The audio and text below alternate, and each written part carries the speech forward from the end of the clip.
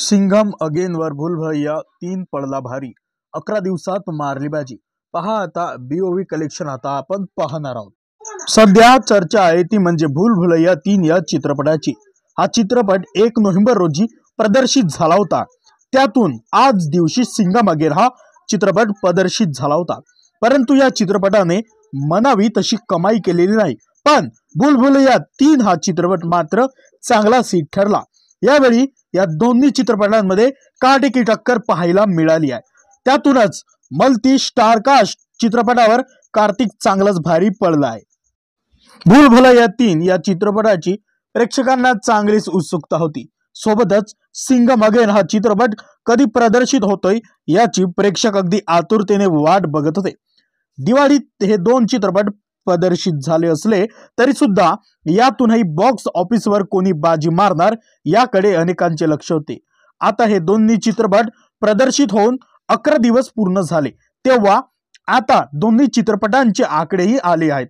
या चित्रपटांमध्ये दोन्ही चित्रपटांमध्ये भूलभुलैया 3 ने बाजी मारली आहे। दिवाळीत 1 नोव्हेंबरला हे दोन्ही चित्रपट प्रदर्शित झाले होते। यानंतर बॉक्स ऑफिसवर पहिल्या दिवशी दोन्ही चित्रपटांनी चांगलीच कमाई केली होती। त्यासोबतच पहिल्या आकडेवारीत सिंघम अगेन चित्रपट हा चांगलाच पुढे होता, परंतु पहिल्या वीकेंड नंतर चित्र पलटले। त्यानंतर भूलभुलैया 3 ने बॉक्स ऑफिसवर चांगलीच कमाई करायला सुरुवात केली। एकीकडे रोहित शेट्टीच्या मल्टी स्टार कास्ट चित्रपटाचे आकडे घसरायला लागले, तोच कार्तिक आर्यनच्या चित्रपटाचे आकडे हे वाढू लागलेले पाहायला मिळाले होते।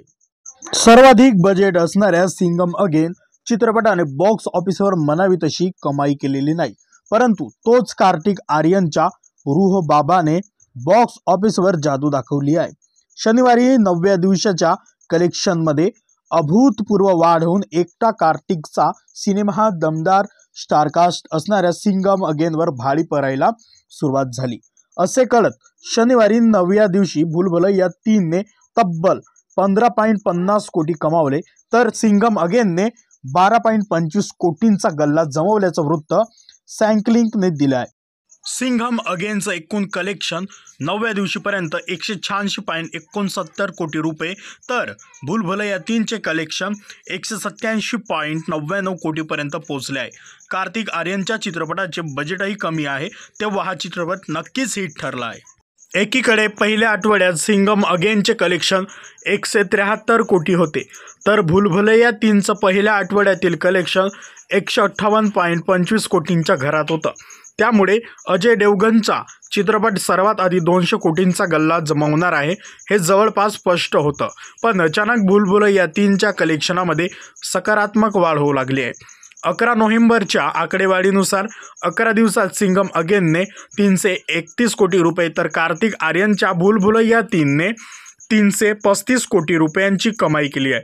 त्यातून सिंघम अगेनचे बजेट हे विकिपीडियानुसार 350-375 कोटी इतके होते, तर भूलभुलैया 3चे बजेट 150 कोटी इतके होते। तर मित्रांनो, तुम्हाला विनंती आहे की आपल्या महाराष्ट्रातील नवनवीन योजना, शासन GR, शैक्षणिक माहिती व इतरही माहिती मिळवण्यासाठी आपल्या MG मराठी इन्फॉर्मेशन या यूट्यूब चॅनलला सबस्क्राईब करा आणि बेल आयकॉनला प्रेस करा। संपूर्ण व्हिडिओ पाहिल्याबद्दल धन्यवाद।